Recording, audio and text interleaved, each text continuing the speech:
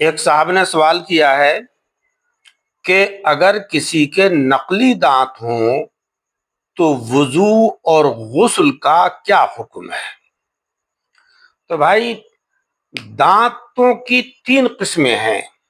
ایک تو اصلی اور قدرتی دانت، اس کے لیے حکم تو وہی ہے کہ اگر آپ وضو کر رہے ہیں تو 3 مرتبہ کلی کرنا سنت ہے، اور اگر آپ غسل کر رہے ہیں تو پھر کلی کرنا اور غرارہ کرنا یہ واجب ہے۔ اگر آپ نے جو ہے وہ صحیح طریقے سے حلق تک پانی نہیں پہنچایا تو آپ کا غسل نہیں ہوگا۔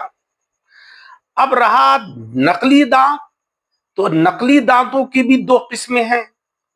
ایک تو یہ کہ وہ دانت جو ہے مسوڑے میں پیوست ہوں، جن کو آپ نکال نہیں سکتے ہیں، اور اگر نکالیں گے تو پھر اس کو ڈال نہیں سکتے دوبارہ، تو اس میں بھی وہی حکم ہے کہ جو اصلی دانتوں کا ہے۔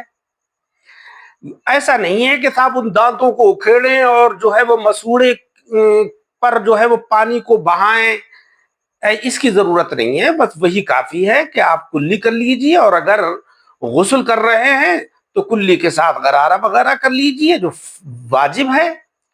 اب رہا ان دانتوں کا حکم کہ جن کو آپ نکال سکتے ہیں، بتیسی کو باہر کر سکتے ہیں اور پھر اس کے بعد دوبارہ داخل کر سکتے ہیں، تو پھر جو ہے وہ حکم یہ ہے کہ بتیسی کو باہر نکالیے، اس کو بھی صاف کر لیجئے، اور دانتوں کی جو جگہ ہے، مسوڑا ہے، وہاں پر جو ہے وہ پانی پہنچانا چاہیے۔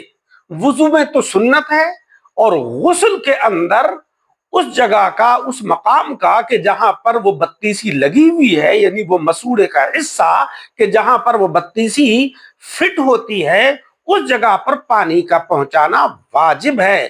اگر آپ نے بتیسی کو باہر نہیں نکالا اور مسوڑوں کو تک پانی کو نہیں پہنچایا تو پھر جو ہے وہ غسل نہیں ہوگا۔ جب غسل نہیں ہوگا تو نماز وغیرہ جو ہے وہ نہیں ہوگی۔ لہذا جو ہے وہ ہمیں یہی کرنا چاہیے کہ اگر دانت پیوست ہیں تو پھر معافی ہے، جس طریقے سے اصلی دانتوں کا حکم ہے اسی طریقے سے وضو اور غسل میں ہمیں کرنا چاہیے، کلی اور غرغرہ وغیرہ۔ اللہ تعالی عمل کی توفیق عطا فرمائے۔